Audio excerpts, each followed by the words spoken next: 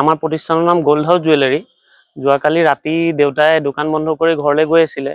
তো তেওঁলোক আপোনাৰ 9টামান বজাত 8:45 পৰা 9টাৰ ভিতৰত হ'ব। তেখেতৰ লগত ডেইলি বিক্ৰী কেছ টকা অলপ আছিলে, লগত অলপ গোল্ড আছিলে আৰু চিলভাৰ অৰ্নামেণ্টছ অলপ আছিলে। সো সেইখিনি মানে তেওঁক মানে মাৰি পেলাই মানে লৈ গৈছে দুজন বাইক আৰোহী। মানে আমাৰ ঘৰৰ ওচৰতে নৰেন শৰ্মা চিমিতি পথাৰ কাষৰ ৰাস্তাটো, নামঘৰৰ কাষৰ তাত এইটো প্ৰায় নিজান হৈ থাকে জেগাটো।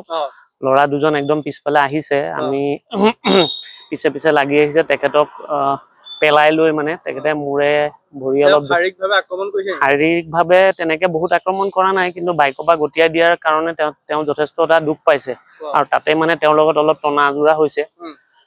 তেওঁ যদি মানে বেগটো এৰি নিদিলে হয় চাগে প্ৰাণে হেৰি হোৱাৰ মানে ডকাইত কৰিছে অলংকাৰ টকা পইচা তেনেকুৱা নথিপত্ৰ আছিল আৰু নথিপত্ৰ বেংকৰ পাছবুক আৰু আমাৰ দোকানৰ কিছুমান নথিপত্ৰ আছিলে। যিহেতু আজি বৃহস্পতিবাৰ, তো আমি কিছুমান কাম সবটো কাম দোকানত কৰিব পৰা নাযায়, ঘৰতো কিছুমান কাম বহি কৰা হয়। এনেকুৱাবোৰ কামৰ কাৰণে তো মানে কেইজন যুৱক আছিলে? যুৱক দুজন আছিলে, বাইকত আহিছিলে।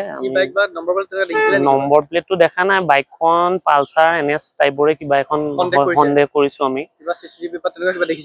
ফুটেজ তেনেকে এতিয়া ছাৰহঁতে উলিয়াইছে থানাত, এজাহাৰ মই দিব আহিছো। মানে এজাহাৰ দিয়া তদন্ত অলৰেডি আৰম্ভ কালি পৰাই কৰিছে বাৰু তেওঁলোকে তদন্ত, যথেষ্টটা সহায় কৰিছে।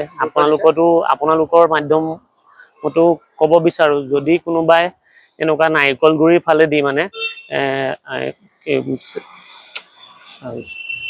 যদি কোনোবাই নাৰিকলগুৰিত থানাৰ ফালেদি এখন মানে 9টামান বজাত যদি পালচাৰ বা NS টাইপৰ বাইক, হোৱাইট টি চাৰ্ট আছিলে আৰু লগতে ব্লেক টাইপৰ কিবা এটা টি চাৰ্ট পিন্ধা ল'ৰা দুজনে খুব জোৰে গৈছে। দুই এজনে অলপ প্ৰত্যক্ষও কৰিছে, কিন্তু ধৰিব পৰা নাই কোন কি কথা। সৰু ল'ৰা, বেছি খুব এটা ডাঙৰ হ'ব যেন লগা নাই, আৰু তেওঁলোকে হেলমেট একো পৰিধান কৰা নাছিলে। যদি আপোনালোকে আমাক চোৰৰ সন্ধানটো দি দিব পাৰে, আপোনালোকক আমি এটা নিশ্চিত ৰূপে কিবা এটা উপহাৰ দিম আৰু ভাল উপহাৰ দিম। যদি আপোনালোকে কাৰোবাৰ কেমেৰাটো ক্লিপ আছে, যদি নাম্বাৰ প্লেটটো উলিয়াব পাৰে ৰাতি 9মান বজাত জেৰগাঁও থানাত বা আপোনাৰ মাধ্যমেৰে আমাৰ যোগাযোগ কৰিলেও তেতিয়াহ'লেও আপোনালোকে আমি সন্দেহ কৰিছো যে নাৰিকলগুৰি হৈ থানাৰ মুখেদি গৈ পেলাই মানে কলেজৰ পিনে গৈছে। এতিয়া কলেজৰ পিনৰ পৰা কোনফালে গৈছে সেইটো সঠিককে কোৱা অলপ টান। বহুতে হয়তো প্ৰত্যক্ষ কৰিছে যে জোৰে এখন বাইক গৈছে। চ' আপোনালোকে যদি কোনোবাই মানে সন্ধান দিব পাৰে, তো আমি যদি নাম্বাৰ প্লেট সৈতে কোনোবাই দেখে বা দেখিছে বা ল'ৰা দুজনক চিনাকি দি দিব পাৰে যে দুজন ল'ৰা আছিলে, তেতিয়া আমি নিৰ্দিষ্ট ৰূপে আপোনালোকক মানে কিবা এটা পুৰস্কাৰ হিচাপে দিম। এমাউণ্টটো তেনেকে ক'বলৈ অকমান টান হ'ব, যিহেতু আমি বস্তুখিনি এতিয়ালৈকে মিলাই চোৱা হোৱা নাই। ডাঙৰ এমাউণ্ট আৰু ডাঙৰ এমাউণ্ট, বহুত অনিষ্ট হৈছে। তাকে মানে বহুত কষ্ট কৰি কৰিছিলো মই। আৰু আমি দেখিছো আপুনি বহুত কষ্ট কৰে, দিনে ৰাতিয়ে কষ্ট কৰি কেইবাজনৰ যুৱক যুৱতী সংস্থাপনো দিছে। মই চেষ্টা কৰিছো নিজৰ জেগাতে BA পাছ কৰি মই ব্যৱসায় এটা কৰিছিলো, শিক্ষিত ল'ৰা হিচাপে ওলাই আহিছিলো আৰু মোক চবে চিনিও পায়।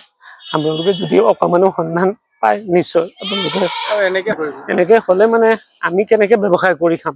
আমাৰ চাকৰি নাই, আমিতো কিবা এটা কৰি খাব লাগিব, আৰু কাকো অন্যায় কৰি আমি চলা নাই।